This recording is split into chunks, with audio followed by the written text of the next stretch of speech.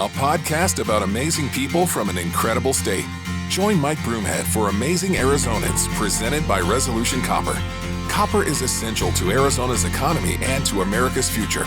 Learn more at resolutioncopper.com. All right, Amazing Arizonans, and one that we've all been waiting. I don't think we've had this many people into the studio to say hello to a guest.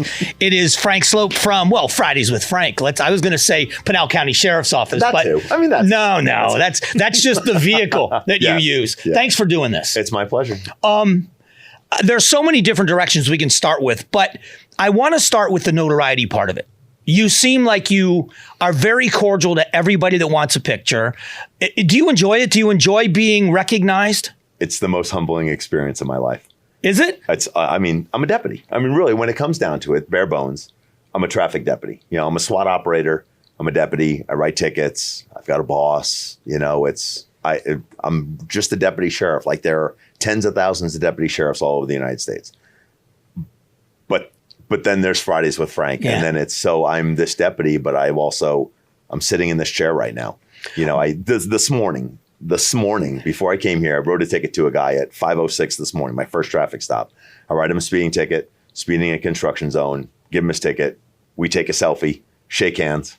Away he goes with a smile, and his wife's on speaker that he got a ticket from me. And I hear that in the episodes. It's the funniest thing is when they want to call somebody to tell them I'm getting a ticket from Frank. And it's a positive experience. It's the craziest thing. And I am an anomaly amongst traffic officers, deputies. And I know that, not because of what I do, because I write tickets like everyone else. It's just, I have this platform and I have this, Fridays with Frank in the Pinal County Sheriff's Office, that has put me in this, in this special position where people are happy to get tickets from me. That's so funny. It's so When cool. did you know that you had something? Was it one video that went viral? Was it a moment where you kind of knew? When I started getting noticed off duty, plain clothes, dressed like you, exactly, jeans, t-shirt, ball cap, chucks, and I'd be walking through Safeway and someone's like, "Hey, you're the guy." And I'm like, when I'm nowhere near Pinal County. Yeah. I have no affiliation with the Pinal County Sheriff's Office, and all of a sudden people started recognizing me, and I was like, "Wait a second! Like, this is now grown outside of Pinal County." Yeah. And then it started. My dad in New York had people coming, "Hey, I watch your son," and he's like, like on the internet?" And so it started being like, "Hey, stuff's happening on the East Coast." I have people reaching out for me from Florida, which led me to what we were talking about before. My brother's a captain, and he knows you. Everybody knows you. My brother watches. They follow. His wife's a deputy. They think it's hilarious because they got to deal with the same nonsense you have to deal with at times. Oh, it's all over. And I think that's what's so relatable is that, one, Sheriff Teeple, before him, Sheriff Lamb, neither one of those sheriffs are afraid of someone saying something negative, because everyone's going to have an opinion, but it doesn't mean that you don't put that out there. Mm-hmm. And I think Sheriff Teeple is great in following in Sheriff Lamb's footsteps. Sheriff Teeple is continuing that and even expanding on it of like, look, we're going to say the things that need to be said. And it might not be politically correct. And that's okay. It's okay to not be politically correct and not be vanilla. And I describe myself as, I'm like Rocky Road ice cream, right? Yeah. I'm not everyone's favorite, but the people who love me, love me. Yeah. That's kind of how we look at it. I like the way you deal with the haters, because when someone is negative, I love the fact that you're just like, okay. Yeah. Do you think your time doing the other things, like you said, being a SWAT operator, some of the really life and death situations you faced, does that what allows you to let some of that just kind of roll off your back? This is nothing compared to what I've faced. There is some of that. I mean, I'm a practicing stoic. So I think I just have a stoic philosophy on a lot of things, on my approach to life. Like, I don't have a temper ever. Like, I don't have one on my days off. I don't have one on my days on. It's just not my personality. I don't have like rage. But you're not an introvert either, which is a weird combination. Because I am an extrovert, but I'm not stoic. Right. And I've had to manage my temper. My whole life it's been that way, where I'm not afraid of a confrontation. If you get loud with me, I'm going to get loud with you. And I don't like that about myself. Yeah. But I'm those two. You're stoic, but you're an extrovert. Or is that not naturally how you are? It is. I am not naturally an extrovert. Really? I think I've learned that. I've learned it more with this. with having to, and I'm going to tell you, I learned a lot of it from Sheriff Lamb, how he deals with the public, how he contacts people. I mean, I've watched him at huge events where him and Mrs. Sheriff were like, all right, we're going to go. And 20 minutes later, they've made it from here to that door because people just keep, and he's so gracious and accommodating. He's been a guest here. He's great. He is. And I say that he used to be my boss and my friend. Now he's just my friend. But so he's helped you with the notoriety. Has he helped you with that? Yeah. And I don't even know if he knows that he's helped me, but I've watched him and tried to emulate the things that I really respected about him. And one of them is he's never dismissive of someone. No, if someone comes up to him, no matter how inconvenient it is, like all the time, people bother cops while they're eating. It's a thing. It's just because we're in public and it's easy to come and start a conversation. But like that time you have a mouthful of sandwich and you have 20 minutes to eat and you're trying to cram all your food in and someone comes up and has a conversation. Sheriff Lamb was great about stopping everything and focusing on that person and making that person feel like they were important in that moment. One of the other things I love about Sheriff Lamb was he does his job and he's vocal about obey the law. We're going to enforce the law. But I don't know if people realize how absolutely compassionate he is as a human being. Oh. That when we talk about border enforcement and what a controversial topic that's been, but when you shift the conversation to the rescues and the people, he has more stories about the rescues they've had to make and the lives they've had to save and the human element of that than it is about arresting people. And I love that combination of stuff. I think that makes a great leader. It does. And he's a phenomenal leader. And I think that his motivation to stop the illegal side of things is very heavily motivated by the humanity involved in it. Being in, we're not necessarily that Pinal's a border county, but we're one county away from being a border county. And for people that don't know, you border the tribal land. And so the tribal land actually straddles the border. So that Vico Valley and that area that they traverse, by the time I don't mean that as an insult, but by the time you really are a border state in that fact, that's a sovereign nation. The first time they put their foot on United States soil is just south of Interstate 8 in Pinal County. And people don't realize, they think we're joking or they think it's photoshopped with the signs from the Bureau of Land Management that say, don't pick up hitchhikers, don't approach abandoned packages. Human trafficking area. Absolutely. And that's 85 miles north of the Mexican border. Yep. Yeah. The southern border of Arizona is 71 miles north of the Mexican border. That's the southern border. I-8 is about 85. Okay. And, I-8's the road that you take I-10, take I-8, you go out to San Diego. It's a very commonly traveled corridor for especially Phoenicians that are going out, going to the water in San Diego. And they're driving through that area and they have no idea what is in those hills and what has happened through those valleys, and saddles and the scouts that are out there and the smuggling, human smuggling, drug smuggling, everything that's happened in that Vico Valley all the way over into the Pinal County side. And people, Sheriff Lamb actually told a story. I can't remember if it was on the podcast or on the show about how spooky it is to hear the radio traffic and know that the spotters on the hills are talking about you. Absolutely. They're watching you move and giving details of where you are to other people. And you don't know if it's a sniper, you don't know who, but they're talking about your movement. Yep, absolutely. Yeah, it's there are non-American spotters that are up in those hills, that are camouflaged in, that are very well secured in there, that their only job is to watch and report law enforcement so that people that are smuggling can move around us. And then we have our counter spotters, and it's an entire game that they play in the desert. It is unbelievable. I've had some great friends that have worked for HIDA and have done a lot of the desert ops back there all the way into the early 2000s and then even through till, now we have an anti-smuggling unit and obviously our narcotics guys and stuff. So we've got Pinal County is pretty big on that. Do you miss that part of the job or do you just love what you're doing now? Is this where you want to be? I love it all. I did some desert ops when I was working for my previous agency. So I've done some of that and it is, it's fast and it's fun and it's dangerous and it's sexy and it's terrifying. It's all of these things all at the same time. But it's neat getting to work with all the different agencies down there. We're getting to work with the BORTAC guys, Border Patrol, HSI, all of those different agencies that are down there, plus Bureau of Land Management. So you're working with a lot of feds.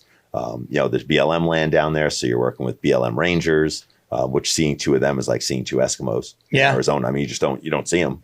And, so they're their own agency. It's so interesting to see how many agencies have a mutual mission of stopping everything from coming north of the border, whatever it is. I mean, whether it's bodies that are being brought over illegally, whether it's dope, whatever it is. For having everyone have the same mission, so many different agencies all in that same area, and stuff still gets through. It's incredible. Since we're on this topic, I want to get back to the Fridays with Frank and the fun stuff you do, but I don't want to not talk about the human trafficking part of it, because I've had some people that are working that world educate me. And it's one of those things you wish you didn't know because you wish it didn't exist, but you can never unsee it when you see how ugly, how disgusting it is. And it's happening right here. Oh, it's here. It's here. It's in Phoenix. It's where we are. Yeah. It's in Scottsdale. It's in Glendale. It's in Peoria. It's in Goodyear. I mean, it's in Tempe. I mean, everywhere. It's in Mesa. It is everywhere. It is here in the Valley. Now it has slowed because of change of administration, change of focus of guys that are working the Border Patrol guys. You talk to them, they have a very different story now than they did 2 years ago. And that's just what happens with the change of administration and change of policies. But you talk to those guys 2 years ago and talk to the people that they're talked to, and those Border Patrol guys were just, it was sucking their soul. We heard when I was down on the border not too long ago with some people, and they were telling us stories of what it was like at its worst. And there was about 65 or 67 women and children that had been brought over by coyotes, and they were on the American side of the border waiting, and they were going to wait. They were afraid. It was nighttime. And they basically said to him, start walking or we're going to shoot you. Mm-hmm. And one of the kids was less than 2 years old. Yeah. And that people don't realize the complete lack of any respect for human life. Absolutely. 100% lack of, they are just. And when you're that deep into the journey, what are you going to do? Turn around and go back? Absolutely not. They wouldn't. No, they won't let you. They wouldn't let you. No. But it's just like moving these chairs on this table. It's a commodity. And there's no emotional attachment. They're not humans. Cargo. They're just cargo. And that's it. And they're just moved from point A to point B because it's all about money. That's it. They don't care. You rip the chair, whatever. Yeah. Get another chair. Destroy that. Doesn't matter. There'll be another one next week. There'll be another one tomorrow. There'll be another one tonight. To see that there is that, in a society now here where we care so much about everything, almost sometimes more than we should, right? About people's feelings or, this or that, so we're worried about that. And then you have that down there, and you have people here that are worried about that don't understand that that's there and that is a real reality here in Arizona as a border state, that's happening. Yeah. And it's horrifying. It's terrible. It really is. When you interact with somebody, I've maintained, just because again I'm ignorant, but I'm a little more educated than most because I've been around in ride-alongs more than most people. Everything you do on a traffic stop, isn't it dictated by how that person behaves on the other side of the door? Yep. Everything. Yeah, I'm reactive. I'm totally reactive. And I'm malleable enough to be reactive to either side. If I have someone that wants to joke with me, I love having those conversations. And I'm privileged to have those conversations as I stand there on the side of the road where a lot of officers don't. So it changes my perspective on the job because I have all these great interactions. And I have overwhelmingly far more positive interactions than I have negative. I mean, way more than 10 to 1, 100 to 1, positive to negative. We're overtly negative. I just love the response to the haters. I just love that stuff. I don't know why I love it so much. It's the cameraman loves it because the internet loves it. The internet loves to see people be terrible. One of my favorite things you have said, and I know you've said it more than once, one of my favorite things you said to one driver was, you are in the valley of wrong and you have no way to climb the mountain of right. I think that's an accurate quote. Somewhere in there, yeah. That I just thought, where in the hell did that just come from? But that's the funniest thing I've ever heard. That came from, I had heard that someone had said something about being on the mountain of right years and years and years ago. It was a dispatcher for MCSO. And I was like, if you're in the mountain of right and the valley of wrong is that's the polar opposite. And someone just said that and it just came out of my mouth, which happens a lot. A lot of things just sometimes they come out and then they surprise me. I'm like, oh, wow. And it's just that's kind of caught on where now it's kind of a mantra. It's great. It's great. So you need merch. I have merch. You need that on a shirt? On the private side, okay. not on the sheriff's office side, but on the private side. Is there concern, or has there been any concern about that part of it? Because it is Fridays with Frank, and it is you, it is your personality, but you're still a deputy, and you're still Pinal County, and you're still representing the agency. Like I am right now. Right now, I'm on duty. My car's outside. I'm in uniform. I worked. How much of that plays a role in you recognizing I still can't be completely me. I'm pretty much completely me. but if you were in a private conversation, a private incident, interaction, you could do something as a human being because it's just you. And if it costs you, they put it up online. And if I say it, but if you say it in that uniform, completely different. Yeah. And it's, I don't really have a whole lot of that because pretty much what I think pretty much comes out of my mouth. It's on duty or off duty. Yeah. The line is really on like the private side of like I have a private YouTube channel. I have private merchandise. All that stuff is private. Has nothing to do with the sheriff's office. So I don't, and I wouldn't have brought it up if you didn't. Yeah. But so I have that, but I keep those two absolutely 100% separate. So that's the only thing really that I don't really talk about. And I really try not to get down the politics road, except for saying that my sheriff's awesome, which, again, I would say that off duty because my sheriff's awesome. Like, Sheriff Teeple's great. So. Well, and I think that's part of the good and the bad. Like, my brother is not a politically inclined person, and he doesn't like the politics of things. Yeah. But they all recognize that there is a benefit for a sheriff that answers to the voters and not to a city council or a city manager. Talk about that all day because I love it. A little more freedom, right? Yeah. You are able to... a ton more. Yeah. And so does the sheriff. Right. You know, Sheriff Teeple, right now, Sheriff of Pinal County, absolute rock star. He is. He's great. He is great, but he speaks his mind. And all he has to do is answer to his constituency. He has to answer to the people of Pinal County. And he will ultimately answer in 4 years when he runs for re-election, and then they will answer back, yes, we like what you're doing, or nah, you're not the guy that we want. And you can't speak for all cops, but there's got to be a little bit of envy in some of the agencies where the chief has to, where they have to be a politician, which is odd that you're getting elected to office, but you're not the politician. You can speak your mind and you only answer to the voters every 4 years. And as long as they keep electing you, and look how popular that opinion, look at Mark Lamb and what a rock star he's been around the country. Sheriff Teeple, same thing. You look at Sheriff Daniels down in Cochise County. Absolutely. They are immensely popular people. Look at Grady Judd. Look at Wayne Ivey. Yeah. There are Sheriff Rhodes. Sheriff Rhodes. Yep. So you have all these sheriffs that are around that, like, now name a chief of police who is outspoken. And I'll sit here until you and I die. Yeah. Because it's not going to happen because they can't have that same voice because there's a city councilman somewhere that's like, you know what? No. Yeah. Now you don't have a job. Yep. Where, sheriffs are different because the people say, yeah, you know what? I want you to speak for me. Yeah. And that's why I elected you, is because you now have the voice and you share my voice.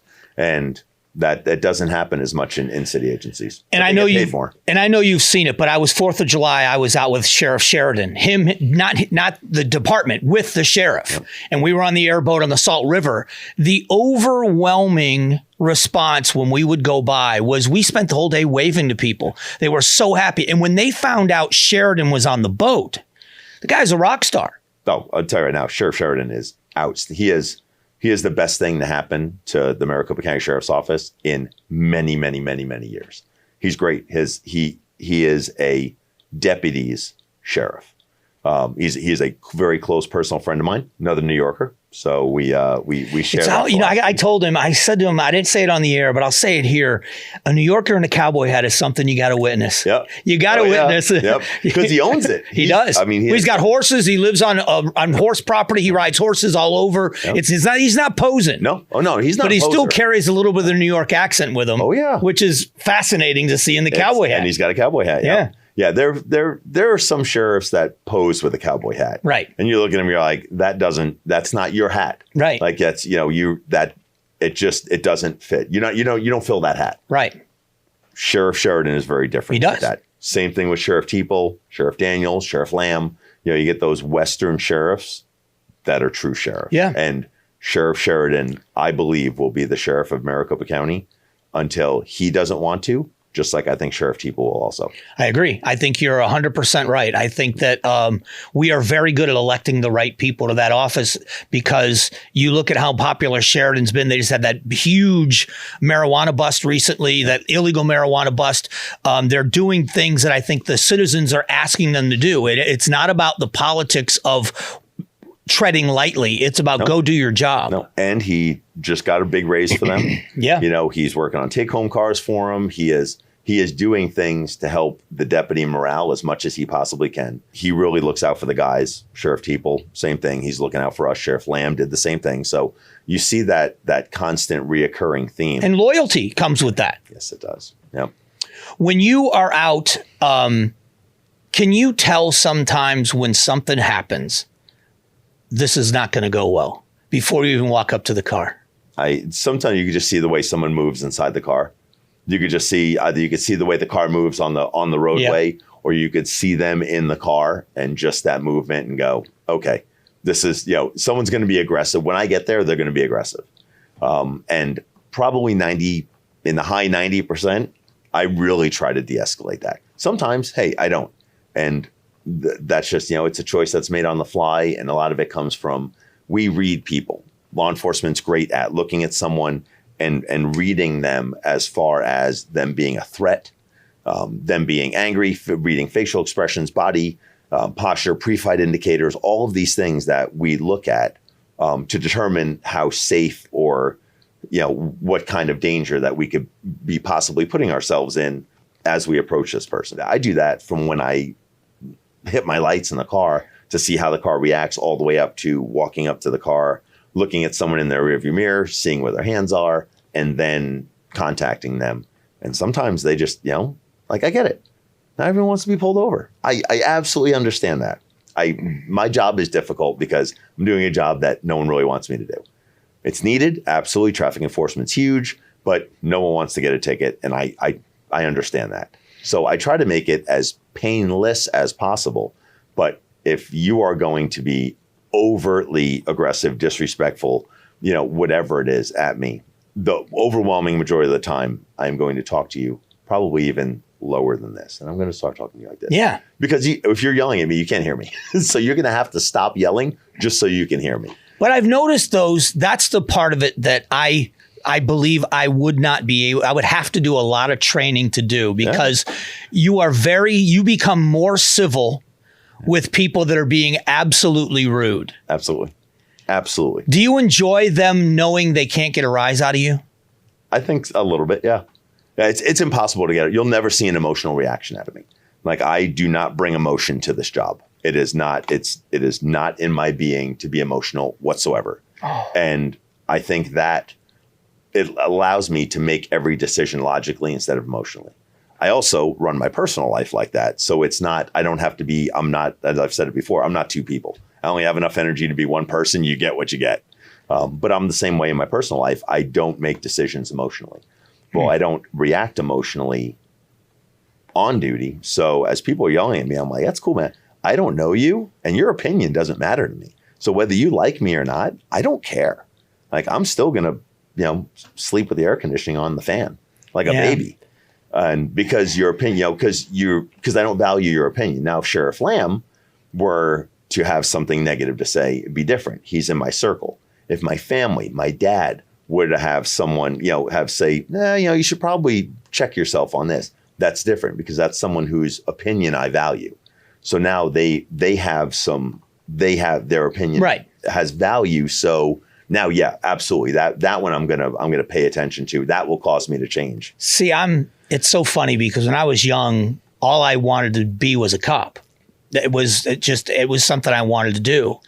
And God probably knew better. It was not meant because of that. I'm an emotional person, and by nature, I'm the oldest brother, so I'm a protector. Yep, absolutely. But I'm an aggressive protector. And I've learned I'm 58 now. I'm a lot more calm than I was, but I didn't seek out confrontation, but I certainly welcomed it when it happened. Yep. And if you got loud, I got louder. If you decided you wanted to get puffed up, I puffed up as big as I did not know the word de-escalate. Right. I don't think I could have done as much as I respect what you do. I think I've learned later in life it's a good thing or maybe I'd have learned. Maybe it would have been trained into me. One or the other. You learn, or you're gone, or you'd still be in the seat, or you're gone. Are there certain things that happen that bother you more than others in your job? Are there certain offenses that bother you more than others? I mean, not emotional. Not that I get emotional about, but normally, you said you're an uncle, I'm an uncle. Stuff that happens to kids, I think, like.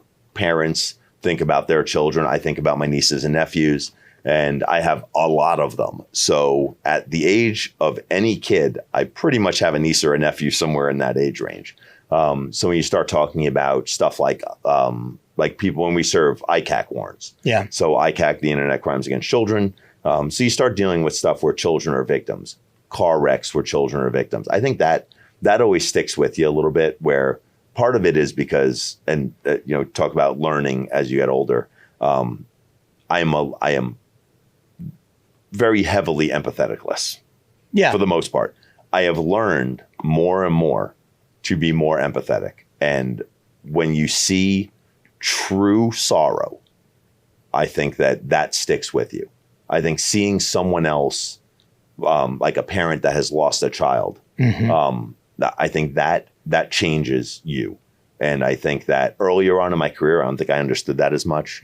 I think dealing with as a member of our vehicular crimes unit, like all the guys in the traffic unit are, we deal with crashes, we do notifications, we tell people, hey, your mom, dad, brother, sister, whatever isn't coming home.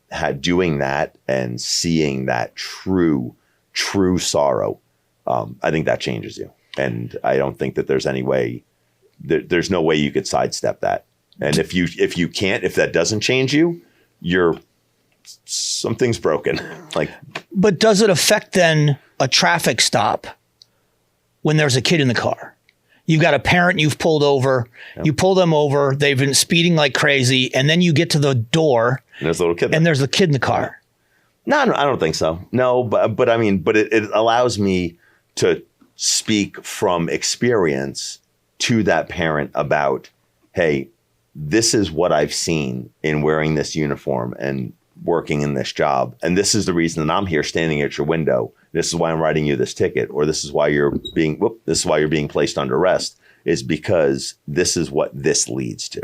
So, do you think you get through to people? I think I get through to people now. And I, not that it's right, but I think that, and strangely enough, as the internet is, I think that the being on the internet lends more credibility to what I do in traffic enforcement. And it's just the internet. It's not that it's true. It's like the perception of the internet. And it's a crazy thing because I don't do that job any differently now than I did it 5 years ago or 10 years ago. I don't do anything different. I just drive a cooler car. That's it. I do the same exact job, but I think the internet respects the fact that I'm out there doing the job. And I think that when I talk to people now, I think they listen more. I think that you also are a blessing to other traffic enforcement cops because we assume that how we behave is how 99% of people behave when they get pulled over. Oh, yeah. And they don't realize you hear the same excuse 5 times a day. They don't realize that when someone wants to be sorry, I'm really sorry, but they're going to get a ticket anyway, they switch from being courteous to angry and insulting. And I think it has shown a picture to the public. It's a dangerous job. And sometimes it's a thankless job. So there's got to be other traffic enforcement cops that have to finally people can see what horrible people the public can be. Absolutely. And I hear that a lot from all across the country. Traffic cops all across the country are like, man, I deal with that in, northern Wisconsin. I deal with that in Coral Springs. So you talk about the guys in Coral Springs, they do traffic Thursdays. Officer Charney there, great dude. I did a ride along with him. When I was on my sabbatical, I did an episode down there where Now you can tell, I'm sorry to interrupt you, but this is how people know that you love being a cop. You're on vacation and doing a ride along. I did that. I did. I took my sabbatical and I went and I met Sheriff Billy Woods over in Marion Sheriff's Office in Ocala. I met with Sheriff Grady Judd, who's probably one of the top. He's the GOAT of sheriffs. He is a soundbite machine for those of us in the media business. He's so good. He's so good. But what a genuinely nice man. I mean, I sat in his office and talked and I thoroughly enjoyed being there. And he knew all about Florida or Arizona politics from Florida. He knew at the time I was there, Sheriff Lamb was running for Senate. He knew about Sheriff Lamb's race. He knew about Sheriff Teeple, who was going to be running. I mean, he knew everything. So he had done his homework on me. And I just walked in there, with Sheriff Judd. He's been there for 50 years. When Hurricane Ian decimated Southwest Florida, the sheriff, Carmine Marcino, a fellow New Yorker. Lee County. Sheriff Marcino was on television and said to the public, if you're going to loot, we're armed. The citizens of Lee County are armed, and there's a very good chance you will be carried out of that house. Those are the kinds of things that when you're going through a desperate situation like that, you want a sheriff that's going to say things like Grady Judd says, or a Carmine Marcino, that, hey, listen. Wayne Ivey. Ivey just said that. Look, if you're going to, if you're going to protest, you're going to get in the road. You're going to block traffic. Hey, this is what's going to happen. In the literary world, that's called foreshadowing. It's good. If you do A, B is going to happen. And I absolutely believe that Sheriff Ivey's deputies down there in Florida, if those people would have blocked those roads, those deputies would do exactly what the sheriff said that they would do. And they would take care of it to make sure that the citizens there are safe. I did a thing with with DPS a few years ago where when they were training new troopers in the advanced academy, horizontal gaze and nystagmus. Did I say that right? Yeah, HGN. Okay, HGN.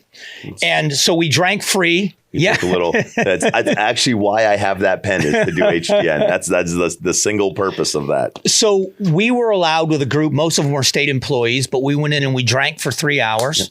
And then the troopers not knowing how much we drank. Did you guys do this? We do that. So that SFST, the Standardized Field Sobriety Test battery, and that certification is a program developed by NHTSA, which is the National Highway Traffic Safety Administration. So that curriculum is the same that's given to an officer in Oregon, a deputy here in Arizona, a trooper in Florida, whatever it is, anywhere in the United States. If you're HGN certified or SFST certified, that curriculum is given the same way. So the instructions that you were given to stand with your toes and heels together and your arms down at your sides, those instructions are given the same in every state, everywhere.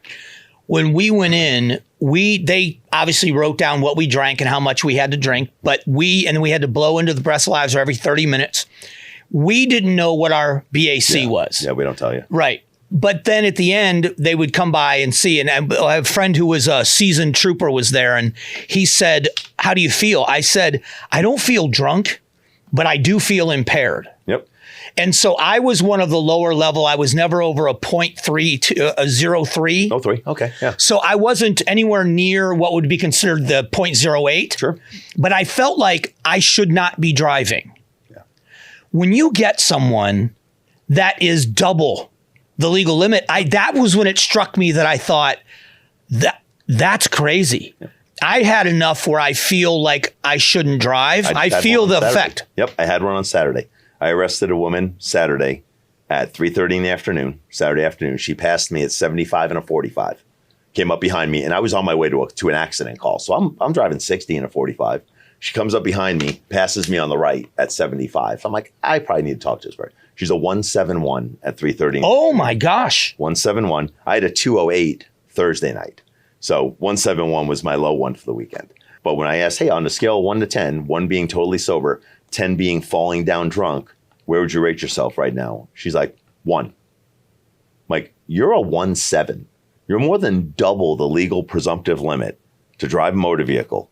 And you rate yourself a 1. I was like, I don't understand. I can't make logic of that. I just can't. But an hour before, 2 hours before, she was probably close to a 2. So if you're up and you're drunk here, as soon as you start to come down, you're feeling better because you're not as drunk as you once were. Okay. So not to be a 1, but, That was an eye-opening experience because, again, I was nowhere near what would be considered the limit. Yep. But I said, I know I probably shouldn't be driving. At an 03. At an 03. Yeah. And an 03, unless you're driving a commercial vehicle, 03, you drive down the road right now and a police officer stops you, Phoenix PD stops you, you're driving down the road after that after that conversation's done. You cannot, even statutorily, you cannot get a DUI at a .03. And see, and I didn't feel, again, not hammered, but I felt the effects of the alcohol, if that makes sense. Absolutely. Yeah, of course. And so if you're going to be responsible, the idea is if you feel in the effects of the alcohol, you probably shouldn't be behind the wheel. Yeah. And then you've got people. So when someone says, well, .08 isn't really, I'm like, well, maybe not. But oh my gosh, if I'm feeling it at a .03, There's measurable impairment in 03. There's studies that say that your judgment, your coordination starts to be impaired. That's what I felt was my coordination. Yeah. And the first thing with me when I have a couple of drinks is speech. Yep. So when you get people that are slurring speech, that's the first thing that happens to me. So I could never hide it. I would never be able to hide it. And so if I know if that's happening to me speaking, what's it doing to dexterity? What's it doing to response time? What's it doing to the same thing, because your dexterity, your tongue moving in your mouth is a muscle. Yeah. Well, the impairment of that small muscle use is the same thing that impairs your eyes. So we start seeing HGN. It's the same thing that impairs your reaction time. When you start looking at manual dexterity, the finger count and stuff like that, just simply walking, the walk and turn, the one leg stand, the tests that we put you through are divided attention tests. So, hey, here's your instructions. Now perform this test. And impairment starts at a very low number. And in Arizona, you can get a DUI at anything over a .05. Okay. Now in Utah, .05 is our .08 is their .05. Okay. So they're saying that slightest degree is at .05. That's it. Everyone's impaired a little bit at a .05. Here we say everyone's impaired at an 08. But studies, and they're pushing, it's a nationwide campaign to push to drop it from, and I'm sure you remember when it used to be 1.0. Yeah. The legal limit was 1.0, and Arizona was the very final state in the United States to drop their legal presumptive limit to 08. We're the last one. And NHTSA said, look, if you don't do this, we're going to take away your grant money. Yeah. We're not going to give one bit of federal money to the state of Arizona if you don't drop it. That's what made us drop it. And now I see it coming where they want it to drop back down to or down even lower to 05, because there's so many great studies now that show measurable impairment at that level. And we've also become such a destination with the Waste Management Open, or the WM Phoenix Open now, the games that we have and the big events in Barrett Jackson. Barrett Jackson. That I don't go out on holidays.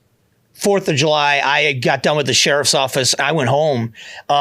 St. Patrick's Day, I don't go out just because, even if I take an Uber, we had a coworker here in our building 2 years ago, I believe. Her and her husband took an Uber. Doing the right thing. Yeah. And she was killed by a drunk driver. No. And her husband was severely injured. Spent months in the hospital. Wow. And they were out doing the right thing at Christmas time. It's when it's someone obviously it lives with you, but you've seen it. You see 100%. People doing the right thing, but somebody else, and it ruins more lives than the one that is killed. Well, look at the first responders that had to respond to that. Oh my gosh! Think about the first responding officers, the EMTs, the fire department. The traffic investigators, the vehicular crimes unit that had to come and investigate that and stand over those bodies. The family, Christmas.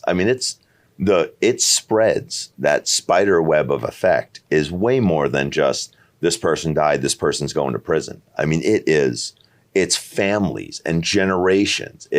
People don't understand. See, it's one of the reasons why I respect what you guys do so much, the men and women that do this job, because my youngest brother, the one we've been talking about, he's the youngest, but he's always been my hero. He's always done the right things the right way.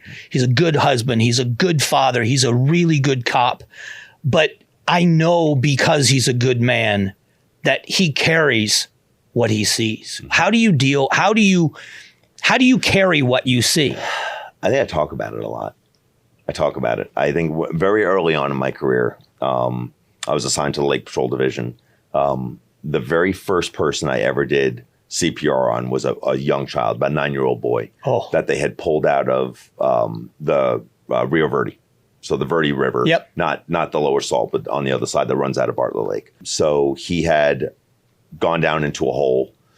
Family pulled him out as I got there, and I did CPR on him until the fire department got there.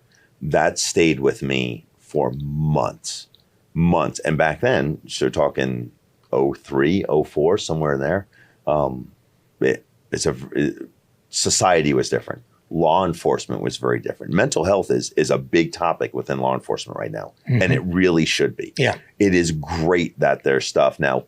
The reason for the inception of stuff like the Craig Tiger Act is terrible, but we have resources now that there's all sorts of nonprofits where if a police officer is having a hard time digesting something from work, or something in their personal life that's overflowing into work, there are so many resources right now that guys can go to and talk. Doesn't cost anything to them. It's covered. It's totally anonymous. And it's no longer a risk to your career. Right. And it used to be.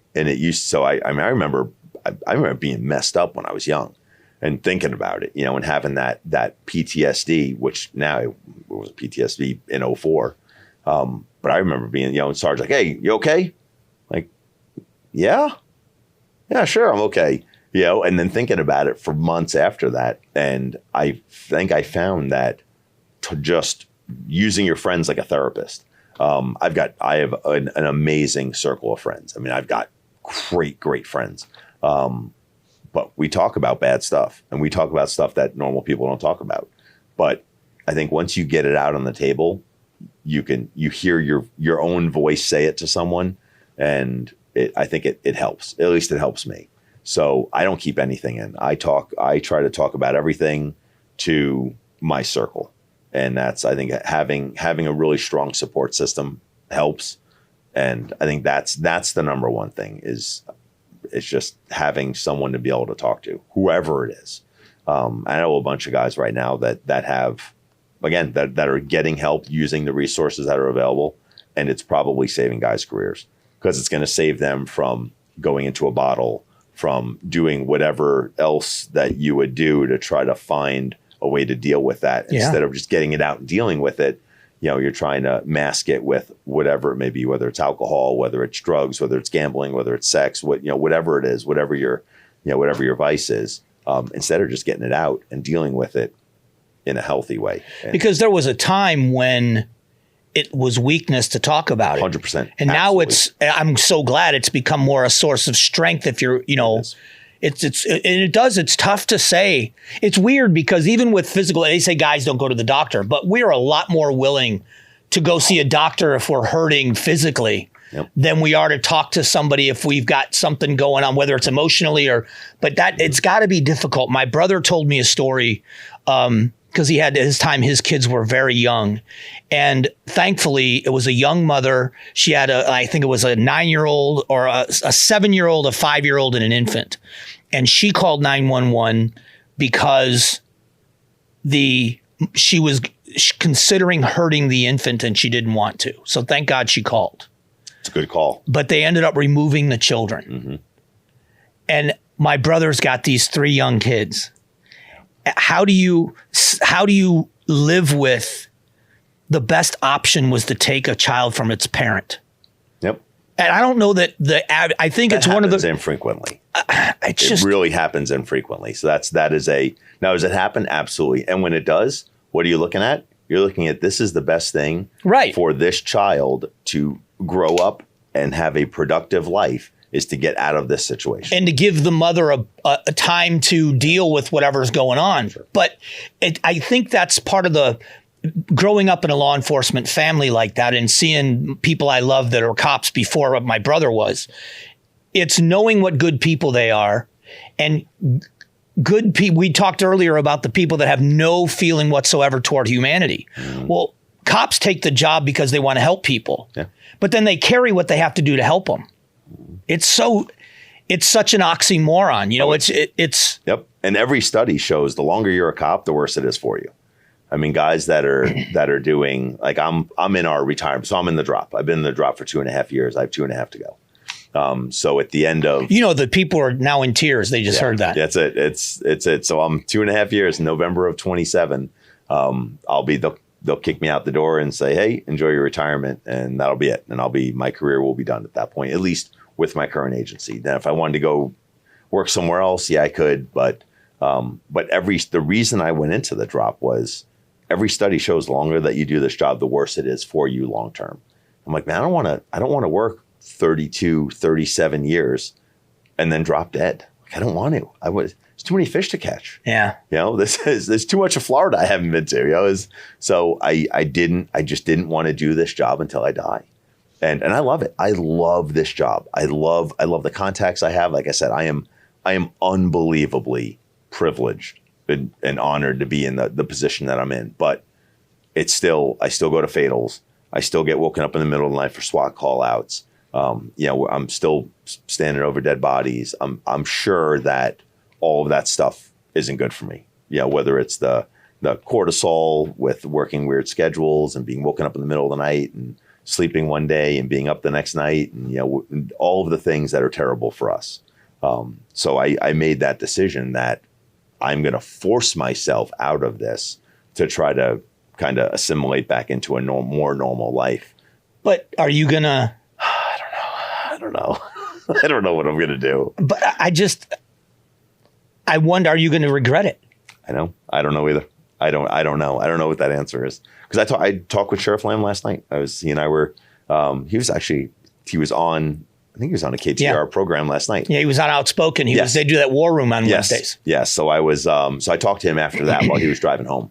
And we were talking about he and I talk about all sorts of stuff. We were talking about retirement and about him being retired and how he makes his own schedule and, but that he's probably working more now because it's he's different. And I'm like, I don't know if I'd mind that. But he said it's different.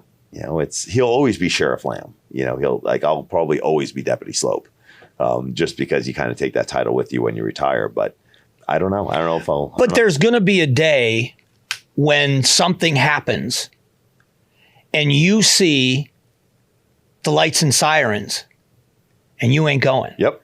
Oh, I know that day. I know that day's coming. I know it is. And it's, and same thing, SWAT call out, where something that I really want to go to. And then I'm like, yeah, good luck, guys. This is what we trained you up for. So that's it. Yeah. It's a weird thing. And and it's even harder now with everything that happens on the internet and stuff to not make this your identity, to not make wearing this uniform, driving that car my identity, because it's so much bigger than just, John Q. Citizen, who is a police officer and retires and then goes off and rides off into the sunset. I've got this internet thing where, there's videos and people across the United States know me. And so I don't know how that separation is going to go. I don't know. Yeah, because I'm shocked because I know how I'm just in this short conversation. I see how much you love being a cop. We were joking about it. Yeah, I love it. 2.5 years. 2.5 years. And end of November 27. That's it. I'll be packing my bags. Go be a movie star. And I've always said tomorrow could be my last day. Yeah. Today could be my last day. I could just say, if someone came and dangled a big enough carrot in front of me, and said, hey, and it was something because the biggest problem with me is, what do I do that's interesting and that's lucrative.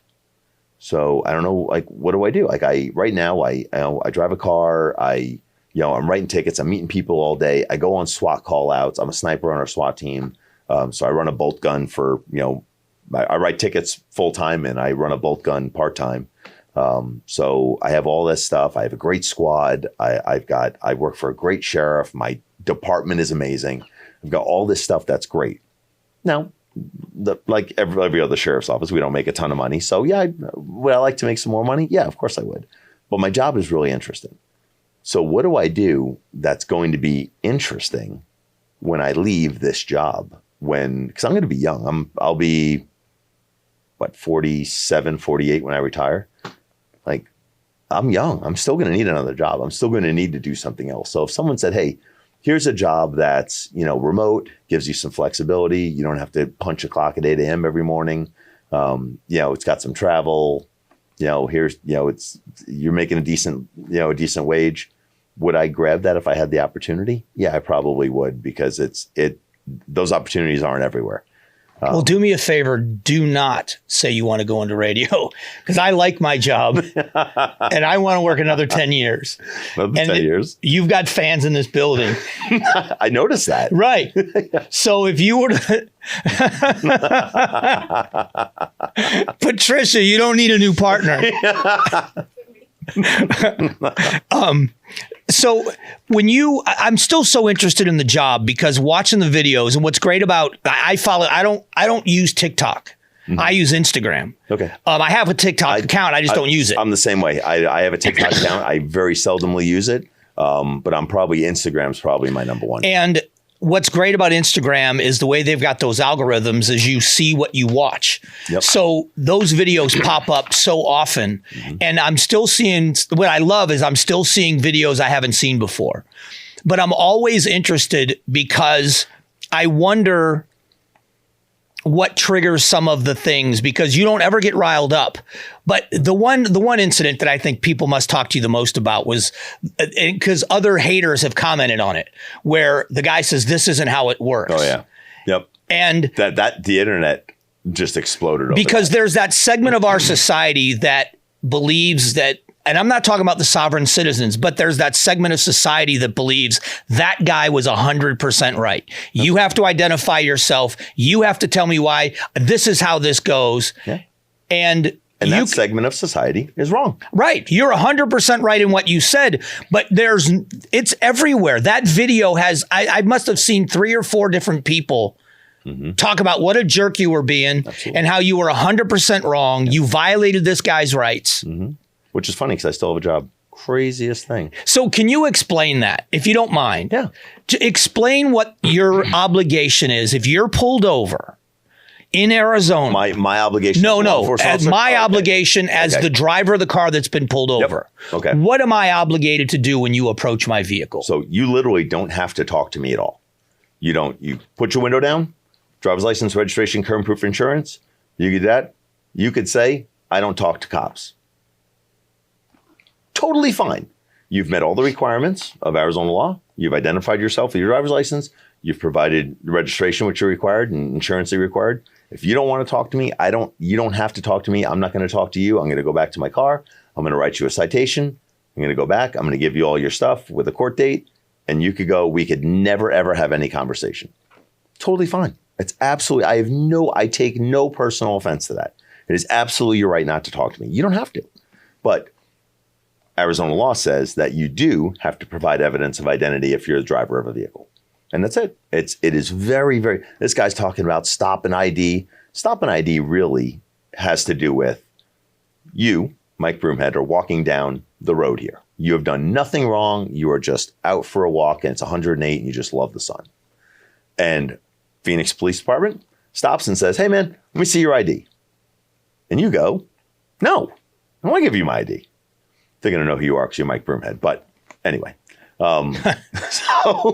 but that stop and ID, they can't then arrest you for not providing evidence of identity. If you are not involved in a crime, you're not part of an active investigation, you're not driving, you're just walking down the road and they just randomly stop you. Hey, I need your ID. No. That's stop an ID. So pulling somebody over for a traffic offense, then you are now obligated to. Yeah. So they're not obligated to speak to you. Nope. Are you obligated to speak to them? Nope. So if they say, I don't answer questions, and then when you come back up to the car, you say, what'd you stop me for? Are you able to say to them, we have nothing to say to each other? Yeah, absolutely.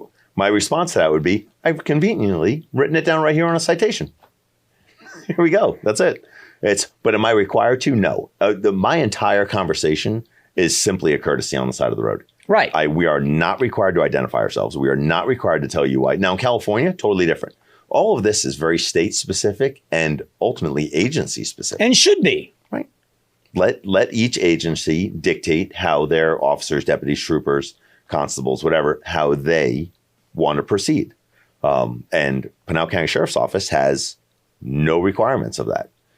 And again, the internet being a crazy place. Like, oh, Frank violated that guy's rights. So before a video goes out, the video gets sent to the PIO, the number 1, number 2, number 3. So those 4 people review every video before it goes out. If they have any questions with anything, they contact the lawyers for the sheriff's office, which is the county attorney's office. They are our legal advisors. So they would then go to the legal advisors and say, hey, is there any issue with this?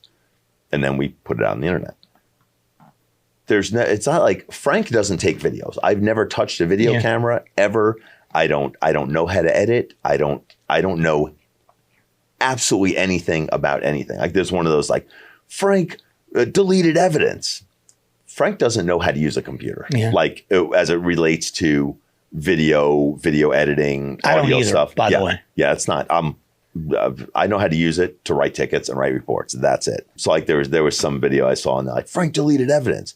Frank doesn't know how to get to the evidence to delete it. Yeah. And it's not evidence. It is, we don't have body worn cameras. We're the largest agency in the state of Arizona. It doesn't have body worn cameras. It is a financial decision that the sheriff's made, that Sheriff Lamb made. Sheriff Teeple may or may not readdress that. It's a financial thing as far as my very rudimentary understanding of that. But the PIO is who videos. So the PIO is the public information officer. PIO is who they video. So I have a little clip here. They give me a camera. They've cleared it through the chain. Hey, can we put a camera on Frank? When the PIO is with them, it's the PIO's camera. I just put it, he gives it to me. I put it on, I take it off, I give it back to him. I don't know anything about it. He puts a video camera up in the dash and then he's got a handheld. So they take those 3 video angles, then they make the videos. That's how they do it. I don't know anything about that. So again, the internet's, they're like, well, Frank did this, Frank did that. Frank doesn't do anything. Frank goes out and writes tickets and then goes home. The agency makes the decision as to what goes on the air. How the videos are made, what they include, what they don't. I have none of that. How did the concept come up for you to do this? It came from the PIO. So what was the point? It wasn't to do Instagram videos, was it? Or was it just public awareness? Public awareness, yep. Do you remember when Arizona first went hands-free texting and driving? Yep. So at that time, whenever that was, I want to say it was 2020. Yeah, it was pretty recent. Yeah. It may have been a little before that because maybe not. It was right in there somewhere. Yeah. So I was new at the time to the traffic unit. So I'm the rookie in the traffic unit. Well, the sheriff and the PIO said, hey, look, we have this new law. We want to make a video saying sheriff's office is out enforcing this law. The law had been in effect. We're going to go out and make some videos on deputies enforcing this hands-free driving law. I was the rookie. So the traffic sergeant at the time's like, hey, rookie, you get the cameraman. Okay, Sarge. So I grabbed the cameraman who I'd never met before, whose name's Sam. He is now the PIO. So he is the public information officer for the Pinal County Sheriff's Office. Sam jumps in my passenger seat. We go out and I write tickets all day for texting and driving. So that was it. We had a video that ended up doing very well. But I never thought anything of it. I never thought there was no Fridays with Frank at that time. Shortly after that was back to school. So we made a back to school video of us going out and enforcing stop sign, laws when the, school bus, red flashing lights, stop sign. So we took an entire day and just followed school buses until we found someone who very blatantly violated the law. Make a traffic stop, write tickets, took care of that. That was it. Sam went and made the video, never thought anything of it. Well, Sam comes from news media. So he was used to interviewing people, kind of that reporter. Yeah. So he goes up and says, hey, I really think we could do something with this guy. I'd like to make a series. And at the time it was Sheriff Lamb. Sheriff Lamb's like, absolutely. Whatever you want to do it. So he gets the sheriff's approval and then comes to me way down here and is like, hey, I want to make this video series. And at the time I had like 19, 20 years on. I was like, absolutely not. I don't want a cameraman with me. Absolutely not. And he was like, well, the sheriff really likes the idea. So when do we start this? Well, we start next Friday. Okay. So it wasn't a request. Oh, no. I am sure if I was absolutely adamant about it and I said, absolutely not, I don't want, they wouldn't have done it. I mean, the sheriff's office is really respectful of my wishes. At the same time, I'm incredibly happy that they let me do it. So, I mean, that they let me be a part of this and they let me be a representative like I am right now of the sheriff's office. So I was like, all right, man, let's give it a try. And now, whatever it is, 3 years later, and, the sheriff's office has 1 million, subscribers on YouTube, and they've got a, golden plaque, and it's great. And I'm sitting here with you. Yeah. That's how it happened. Yeah. But so message. What do you want people to know about you? I know it sounds like a cornball way to end it, but we get to see Frank the cop. Yep. We use Fridays with Frank. We get to see you doing enforcement. What do you hope people take away from this, or what do you want them to know about you? In the end, what do you just hope happens? Man, that's a great question. I really don't know. What I want them to do is treat law enforcement officers kindly. No matter where you are. If you're watching this from Minnesota, I want you to, find a Minneapolis cop and be like, hey, man, I know you've had a really rough time of things, but thanks for being out here and going to calls that I don't want to go to. Mm-hmm. And knowing that those guys have families, and I have nieces and nephews, and, and there's more to me than just, being this, like there is every cop. I mean, it's not just and I say it all the time, it's not just a Frank thing. Like I work on a squad with 8 guys that are unbelievably talented. I mean, whether it's VCU, vehicular crimes unit stuff, whether it's DUI stuff, collision investigation, whatever it is, that's just my squad is awesome. I work for an agency that's awesome. Well, so does every other cop. There's guys on Phoenix's SWAT team right now that are unbelievable. I mean, Phoenix SAU is just a absolute top tier bunch of guys. And they all go home to their families, so it's that people are like, oh, ACAB, all cops are bad. No, they're not. That's like saying all barbers are bad. Yeah. Or, all bartenders are bad. All teachers are bad. You can't possibly group everyone. Don't do that with cops too. Let us judge us each individually. Are there bad cops? Absolutely. I'm sure there's terrible people in the radio business. Mm-hmm. I'm sure there's a terrible human that works in this building that you're like, you know what? That world would be better if aliens abducted you. Yeah. And it's like that everywhere. So don't judge everyone just because I wear this uniform, or I do this job, but let cops prove themselves. And then, if they're good, hey, they're good. And if they're bad, hey, don't associate with that person, or sue them. Yeah. So it's, there's a lot more. I think there's a lot more to all of us than just wearing a uniform. Yeah, I do this for, I want to say 40, it's probably more 60 hours a week. But there's a lot more to us. And this job is, support the cops and deputies and troopers and, all of us that are out there, because the job's rough and it takes a toll on each and every one of us as we're out there trying to do the right thing and trying to help society be better. We really do it to our own detriment, whether it's physically or emotionally or psychologically or all of the above. So yeah, it's a lot to it. Well, I knew it was going to be fun to meet you, but it's been an absolute pleasure. It really has. It's great to meet you. We are all big fans of the work you do. I appreciate the work you do as a law enforcement officer, but the way you do it and letting people inside the job is so educational and it's fun to watch. And this has been terrific. I appreciate it. Thank you for the invite. Thanks, Frank. I appreciate it. I appreciate it. Thank you. All right. This is a great episode. Watch the other episodes of Amazing Arizonans. Great stories like this. And you've learned a little bit more about the guy you see 3 minutes at a time on the internet. Thanks for watching Amazing Arizonans, presented by Resolution Copper. Tap the button in the middle to subscribe to KTAR News.